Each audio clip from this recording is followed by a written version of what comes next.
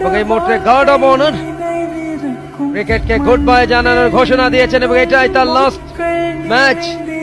Most experience campaigner guard of honour দিয়েছেন সতীর্থরা। এখন প্রতিপক্ষ দলের খেলোয়াড়রা এমরুল কাজ শুভকামনা থাকবে আগামীর জন্য।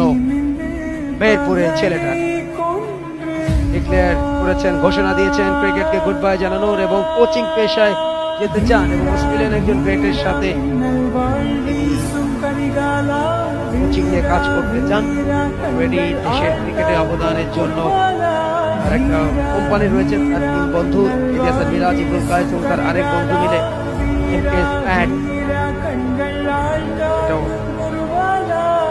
দেশের ক্রিকেটারদের জন্য। ইমরুল কায়েস প্রথম ইনিংসে ভালো করতে পারেনি, রান করে বিদায় নিয়েছিলেন।